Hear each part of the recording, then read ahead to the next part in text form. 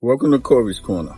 Did you hear about the scandal that's going down in the NYPD with 31 officers supposedly who failed the psychological test, went through the academy, was rehired? It's actually true. Well, what happens is this.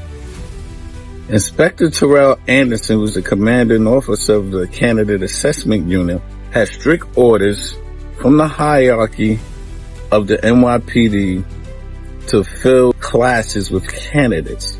Now, just a little back history on that unit. Former commanding officers in that unit all had the discretion to bypass the psychologist who said that the person was deemed unfit. Now, these people are deemed unfit. These 31 are deemed unfit for litany of things. One is for patronizing a prostitute. I don't know why somebody would be disqualified for patronizing a prostitute. He didn't beat a prostitute. He didn't sexually assault a prostitute. Some had summonses. Some had menial arrests in their background. It happens all the time. This isn't nothing new. But the NYPD is making Terrell Anderson the scapegoat of this investigation. By the way, the PBA, the Police Benevolent Association, went to court, got an injunction to stop it. They went to court on July 15th.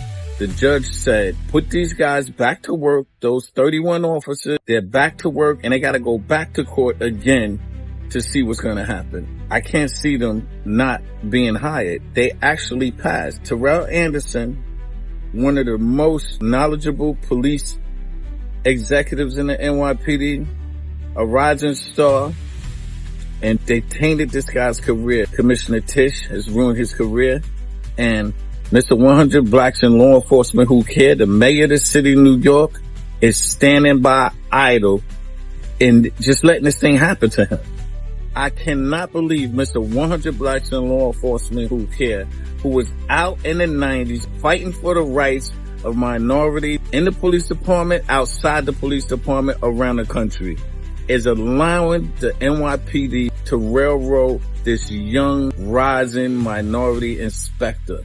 It's ludicrous to me, and any and everybody that know anything about the NYPD knows that the commanding officer of that unit has always had the leeway to bypass a decision that the psychiatrists have made. It's well documented. He didn't put nobody in there that got convicted of a felony. He didn't put nobody in there that shot somebody, that robbed somebody. Hey, you want to post, you're actually looking at the poster child for somebody that was a misguided kid as a teenager, changed his life, went into the NYPD, rose to the top, got his bachelor's, got his master's, been a professor in 2 different schools. What we talking about here? So what? They had something in their background. I'll tell you what. When you look at the list, it's 80% minority, black and Hispanics, and I think 20% other. I promise you, all ethnicities in the NYPD on the job now, there's a lot of them, tenured veterans, 5, 10, 15, 20 years, that have stuff in their background. We just saw a cop get locked up for robbing people. I just read online today, they locked up a cop up in Westchester for taking $87,000 from somebody. He wasn't a rookie. We got cops raping people. We got cops robbing people. You got these kids that went into police academy, passed everything. Some of them are actual cops, and you railroaded them. And Mr. 100 Black in Law Enforcement Who Cares, Eric Adams, is standing idle and allowing this to happen. You know, last I heard the city charter, the police commissioner works for the mayor, and the mayor knows that this has been going on. It's not even a scandal. This is just protocol. The best thing they could have did was call Terrell and they said, listen, you don't have discretion no more to overrule the psychiatrist. It has to go through my office. Continue on doing a good job. He put over 3,000 something people through the police academy. And now they're snatching like 80 that he put through that's questionable. But none of them, not one, has committed a crime. Now, why they're in the academy or they graduated from the academy. But what about the cops that's on the street? They're beating people. They're shooting. Let's look at this. Your chief of department, your 4-star chief of department who Mr. 100 Blacks in Law Enforcement made the chief of department. He shot an unarmed black man. He can't even testify in a New York City court because he's on the no testify list. Your deputy mayor of public safety, Cash Doherty, he can't testify because he got caught lying on the stand. These are the picks that Mr. 100 Blacks in Law Enforcement, the mayor, has picked to represent the NYPD. For young people that's just trying to get their life right. He's standing by idle and allowing the police department to screw these people. Thank God for the PBA that's supporting these people.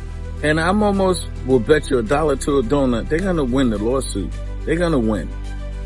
But this all falls at the foot of the mayor of New York City, Mr. 100 Blacks in Law Enforcement. As a matter of fact, take a look at this video of him speaking before he was the mayor about the police. Check this out. Commissioner Kelly had 12 years of saying you can do whatever you want. That can't happen in a city, in a country like America. Someone must say to our law enforcement agencies, you can't do that. And the Handshoe Act did that at one time.